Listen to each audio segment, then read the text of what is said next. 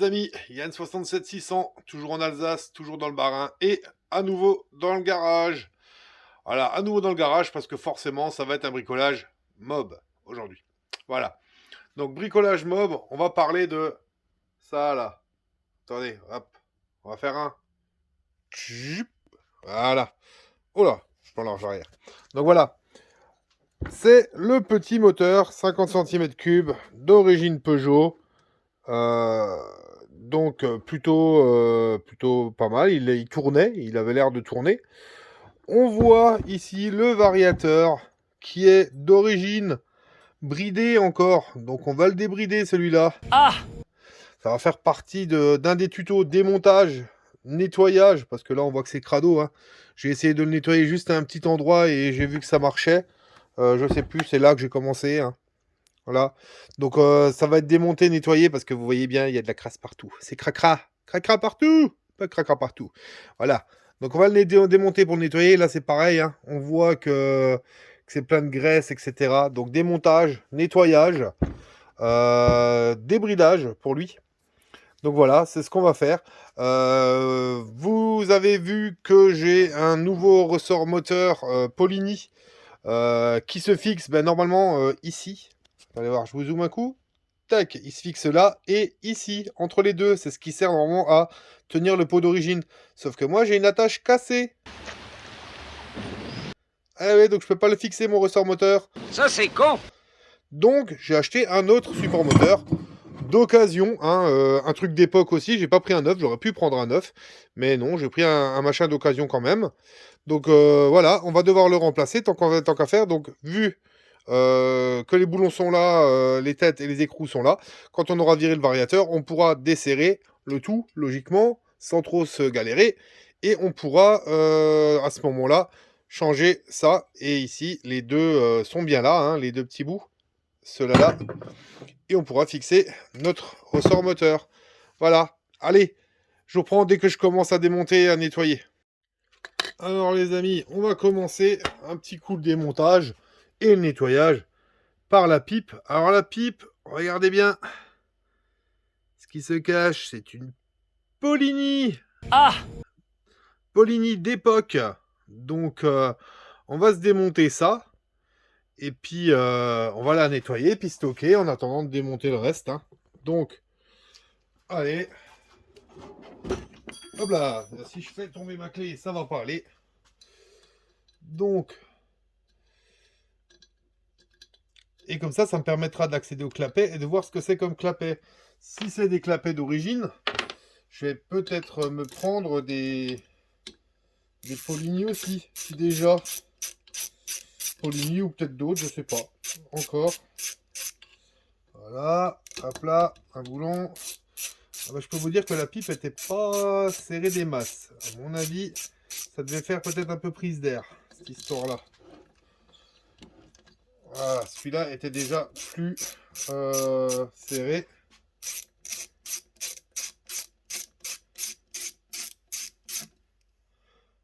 Voilà, alors, ça veut pas sortir encore, donc c'est pas tout à fait desserré. Voilà. Voilà. Donc, on va faire que c'était comme ça. Comme ça, comme ça. Les deux plus longs là. Tac, tac. Et voilà. Ah ben voilà, les amis.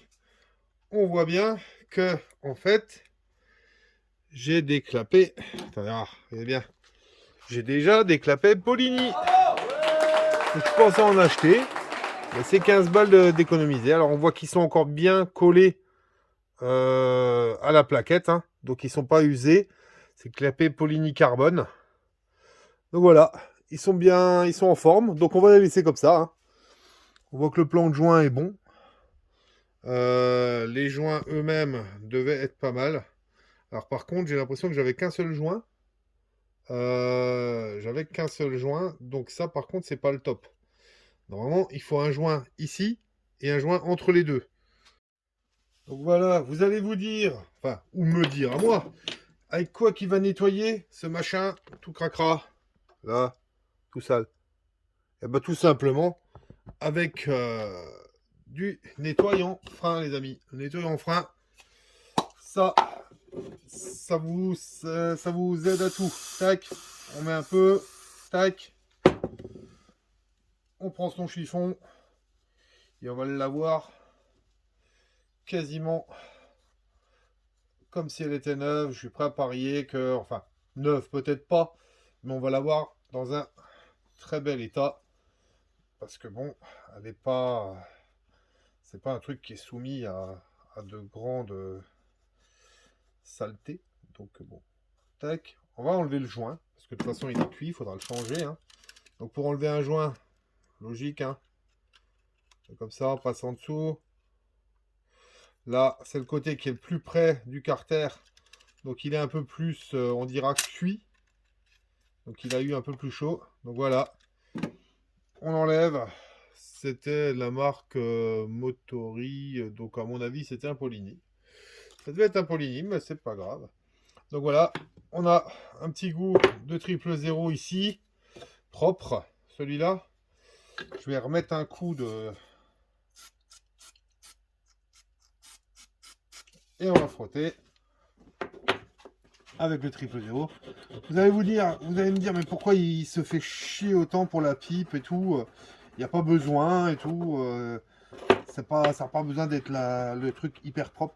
Non, c'est vrai, ça n'a pas besoin d'être le truc hyper propre. Mais bon, je pars du principe que si je démonte et si déjà je fais la bécane au propre et tout, avec une peinture neuve et tout machin, plus la bécane a l'air propre, et mieux c'est. Et franchement, si on arrive à faire une bécane qui a l'air propre, quasiment entre guillemets neuve, avec des pièces d'époque, ah, je trouve ça top quoi. Top. Parce que ça démontre vraiment un souci du détail et tout qui est plus qu'appréciable. Alors là, il y a des trucs, j'arrive pas à la voir dans les coins là. Ici, j'arrive pas à voir là en dessous. Hein. Là. Donc on va essayer d'y aller à la brosse à dents.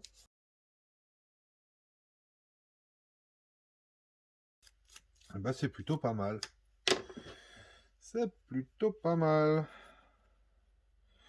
Alors là, mon bout de 000 est un peu trop petit. En fait, je me galère. Mais voilà, je vais pas en chercher un autre tout de suite. Là, il y a un petit bout de joint qui veut rester. Là, ça m'embête. Faut pas. Sinon, pour le prochain joint que je vais mettre, ça va faire... Voilà.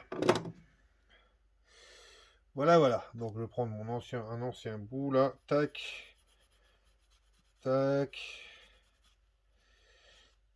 Voilà. À la fin, on passera un coup de soufflette pour être sûr de la propreté de la chose, qu'il n'y ait pas de limaille de fer, etc. Là, j'ai enlevé un petit bout de crasse. Voilà. Donc là, c'est plutôt pas trop mal. Je remets un petit coup. Ah, on allait dire que c'est encore une chance en plus. Hein. J'ai un truc. J'ai encore pipe et clapet Polini sur un moteur que j'ai acheté d'occasion et tout. Alors que ça me fait marrer parce que le mec à qui je l'avais acheté, il m'avait dit ouais, apparemment le moteur il est préparé. Ouais. Une pipe Polini, un carbu de 15 et des clapets Polini, j'appelle pas ça un moteur préparé. Mais c'est vrai que c'est quand même un peu plus sympa que de l'origine. Ouais, c'est pas faux. Et ça me fait toujours ça de moins à acheter pour moi. Hein. Parce que moi, j'aurais de toute façon mis un carbu de 15 et tout. Pareil pour le pot, hein. J'aurais dû en acheter un moi-même. Ça aurait été...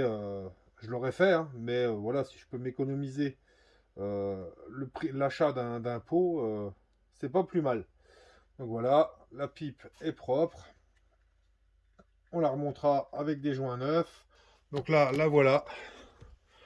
On voit qu'elle a quand même une bien meilleure gueule qu'avant. C'est le mimi, c'est le rara, c'est le miracle, il faut le dire, merci. Donc voilà, ça va être stocké de côté avec les vis que je vais nettoyer aussi et avec les clapets et ça va être mis à part et on va continuer le nettoyage du reste. Allez, à toutes. On va maintenant démonter le variateur pour le nettoyer et le débrider et alléger l'embrayage. Donc là, variateur, l'embrayage, pour ceux qui ne savent pas ou qui se rappellent plus, parce que ça fait longtemps. Donc, alors, on va tout sortir, voilà. Et la fameuse petite rondelle qui a la forme du vilebrequin ici, aussi, il faut la sortir, voilà. Et tout ça, forcément, on va le nettoyer. Tout ça, on va le nettoyer. Donc, on va le nettoyer dans un premier temps à la brosse métallique, et s'il faut, avec un peu de triple zéro. Bon, et ben les amis, j'ai essayé avec la brosse métallique de nettoyer un peu ça. Et ça me donne pas grand chose, vous voyez. C'est pas le top. C'est pas le top. Avec un peu de produit dégrippant. Hein. Par contre, je viens de commencer à essayer de le faire avec la paille de fer et le produit dégrippant. Et c'est beaucoup plus joli. Donc, on va tout se taper à l'os. Donc voilà. Alors, on va commencer du coup par la cloche d'embrayage, on dira. Hein. Donc on vaporise un petit coup un peu partout. Voilà. Tout à l'os, à l'ancienne. Alors vous allez dire, ouais, mais ça se voit pas, et machin. Ouais, ça se voit pas, on est d'accord. Mais bon, comme je le disais, comme je le dis toujours, si déjà on s'emmerde à démonter, et qu'après il faudra remonter, eh ben on le fait propre si déjà hein, on y est. Donc ça nous coûte pas beaucoup plus cher de le faire correctement. Donc on essaye de faire le maximum. Voilà, donc à chaque fois, on va réessuyer un peu pour voir le résultat de ce qu'on fait. Voilà, vous voyez que rien que déjà là, au dos, ça a une meilleure gueule. Hein, comparé à ce qu'il y a sur les côtés. Voilà, maintenant il va falloir on peut pousser le bouchon peut-être encore avec un petit peu la brosse à dents. On va essayer. On va essayer, on va voir si ça marche. Allez, je remets un petit coup. Vous voyez, le nettoyant frein, il a servi pour la fourche à la base, hein, pour le tuto sur la fourche. Et au final, ben, je vous l'avais dit, hein, c'est tellement entre guillemets un bon dégraissant que ça sert pour tout maintenant. Pour ça, vous en achetez, c'est largement pas perdu. Bon, eh ben, la brosse à dents n'a pas l'air de m'aider des masses. Après, voilà, on va pas pousser non plus le bouchon, hein. C'est déjà pas mal. Ça, c'est la partie de toute façon qui est contre le moteur. Moi, ce qui m'intéresse surtout, c'est ça. Donc, on va voir si on arrive à le ravoir. Ça va être un peu plus chiant, je pense. Allez. Qu'est-ce que ça dit? Oh, ça va encore. Ça va encore. Ouh, il y a une rondelle là, je l'avais pas vue. Il y a une rondelle là, je l'avais pas vue. C'est celle qui va là-dessus. Voilà, faut surtout pas la paumer. Alors. Ah ouais. Si, ça va. Ça va. Il y a pire. Il y a pire. Je m'attendais à pire. Je m'attendais à pire, vraiment. Donc, vous voyez, hein, comment que c'est là. Maintenant, regardez voir. Je m'attendais vraiment à pire. Parce qu'il y a quand même des années de crasse là-dessus. Hein. Donc, on aurait pu s'attendre à ce que ce soit vraiment trop crade ou que ça s'accroche beaucoup plus. Et au final, je suis pas mécontent parce que, allez voir, au final, c'est pas mal du tout. Hein. Regardez voir ça par rapport à ça. Et on va lui donner une belle gueule. Alors, il y en a qui vont peut-être penser, mais pourquoi il se fait chier avec le variateur d'origine, machin? Pourquoi il se met pas un Polini, un Doppler, quelque chose, quoi? Ou un Malossi, ou quoi? Alors, je vais vous dire tout simplement que j'y ai pensé. J'ai regardé les prix. Alors, en neuf, faut compter dans les 150 balles. Et j'ai pas forcément envie, hein, parce que je suis déjà à un bon billet sur cette bécane. Donc je me suis dit que c'était pas forcément l'investissement qui urgeait le plus. Voilà, on a tous des autres frais, des dépenses et des machins. Hein. On a tous une vie. Et voilà, et d'occasion, bah, quand j'en trouve un, bah, j'ai pas le temps de regarder les annonces toute la journée. Hein. Le temps que j'en voyais un en occasion qui pourrait être bien pour la mienne, et puis qui me conviennent dans les prix, et bah, généralement il est déjà parti. Oh, c'est ballot, hein, c'est ballot. Alors, je vais même vous dire, je vous avais dit la dernière fois que j'aime pas trop la marque Doppler. Celui qui aurait pu me plaire le plus, c'est sans doute le Doppler ER3. Ah! Par contre, le Doppler ER3, parce qu'il y a une facilité pour changer les poids, vous n'avez pas besoin de démonter tout le variateur à chaque fois. Donc, pour changer les poids, il faudrait tout démonter, l'embrayage, machin, redévisser le canon et tout. Alors que le ER3, vous avez accès direct au poids en façade. Donc celui-là aurait pu me plaire, malgré qu'il est réputé un peu fragile, etc. Ça aurait pu me plaire. Mais quand j'en vois un d'occasion, les mecs, ils abusent sur le prix. Là, j'en ai vu un. Il est en neuf à 134 €. J'ai vu un mec qui le proposait d'occasion, bien éraflé, etc. Il le proposait à 110 € avec quelques poids. Alors je lui ai dit, mais ça vaut 134,9, tu peux pas le vendre 110. Il me dit, il y aura bien quelqu'un qui l'achètera. Au pire, je baisse à 80, mais pas moins. Donc moi, mon offre, elle était à 50, parce que comme dit, il y a l'espèce de petit couvercle bleu dessus qui était complètement de couleur, en fait. Hein. Il était plus bleu, le bordel. Donc, il y avait ça. Il y avait qu'il avait pris des petits coups, que les joues étaient un peu bouffées. Donc voilà, j'ai voulu négocier un peu, mais le monsieur a rien voulu entendre. Donc bon, voilà. Donc ce qui explique que je vais sûrement rester avec mon Vario d'origine, débridé et allégé. Après, comme dit, à la base, je comptais pas faire une bombe avec la Mobla. C'était plus un délire qu'autre chose.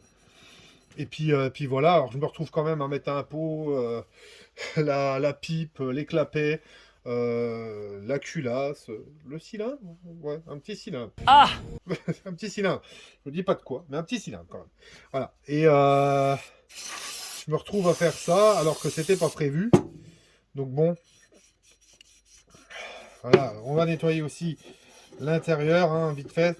Toujours avec le nettoyant frein, hein, c'est ce qui marche le mieux. On lui passe un petit coup. On voit que c'est bien bouillasse dedans. C'est bien bouillasse. Donc là, cette paille de fer là, on l'utilisera plus après. On l'utilisera plus après celle-ci. Donc voilà. Donc tout ce que ça fait bien bouillasse parce que c'est la poussière d'embrayage hein, qu'on est en train d'enlever là.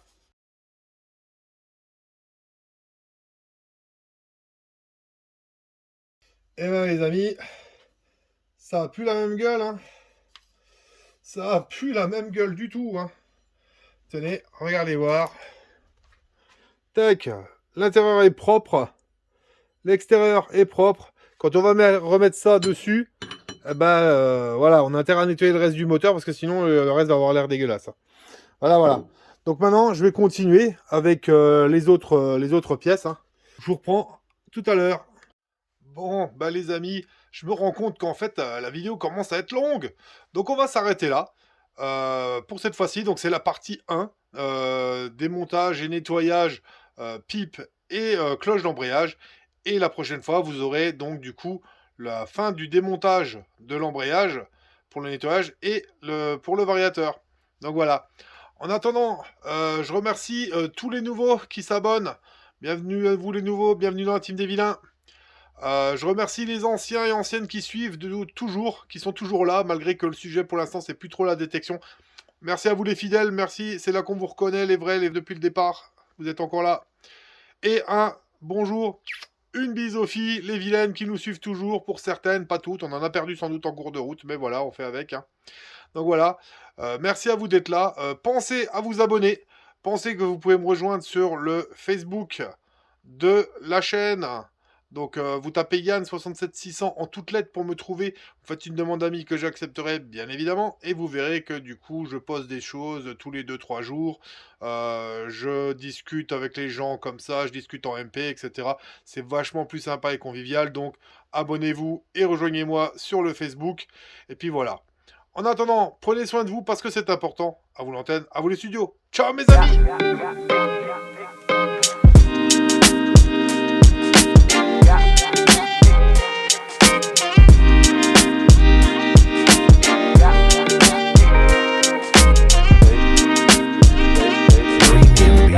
.com